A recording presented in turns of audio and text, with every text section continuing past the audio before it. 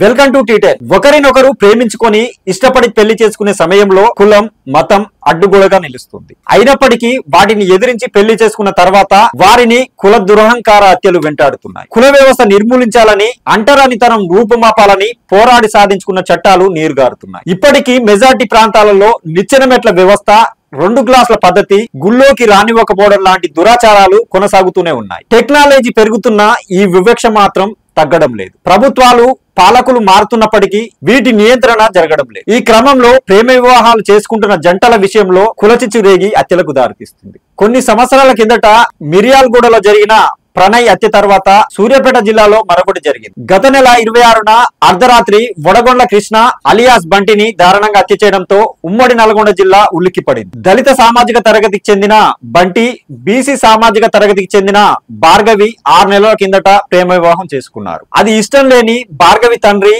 నాయనమ్మ, అన్నలు కక్షగట్టి పథకం ప్రకారం హత్య చేయించిన విషయం తెలిసిందే. ఈ హత్యను పలు రాజకీయ పార్టీలు, ప్రజా సంఘాలు తీవ్రంగా ఖండించాయి. జిల్లాలో నెలకు 2-3, రాష్ట్రంలోనూ పలు చోట్ల కులాంతర, మతాంతర వివాహాలు జరుగుతున్నాయి. కొందరు తల్లిదండ్రులు అంగీకరిస్తుండగా మరికొందరు విభేదిస్తున్నారు. ఈ క్రమంలో కుటుంబీకులు ఒప్పుకోని జంటలు ఇతర ప్రాంతాలలోనో రాజకీయ నాయకులు, ప్రజా సంఘాల ఆధ్వర్యంలోనో పెళ్లి చేసుకుంటున్నారు. కొన్ని చోట్ల ఈ ప్రేమ జంటలను విడగొట్టి కూతురు లేక కుమారుడిని తమ చెంతకు తెచ్చుకుంటున్నారు. విరని పక్షంలో హత్యకు దిగుతున్నారు. సూర్యాపేట జిల్లా కేంద్రంలో 2000 సంవత్సరంలో పట్టణ వ్యాపారి కక్షగట్టి హత్య చేసిన సంఘటన తెలిసింది. పోలీసులు కేసును ఛేదించారు. అయినప్పటికీ కేసు నిలబడలేదు. 2012లో తమ కుమార్తెను ప్రేమించడని ఓ వ్యక్తి యువకుణ్ణి హత్య చేశారు. ఈ కేసు విషయంలో పోలీసు ఉన్నతాధికారి కూడా బదిలీ అయ్యారు. అదేవిధంగా నగల వ్యాపారి కూతురు విషయంలో కూడా బెదిరింపులు ఎదురయ్యాయి. అబ్బాయిపై పోలీసులతో ఒత్తిడి చేయించారు. అయినా యువతి యువకుడి వైపు ఉండడంతో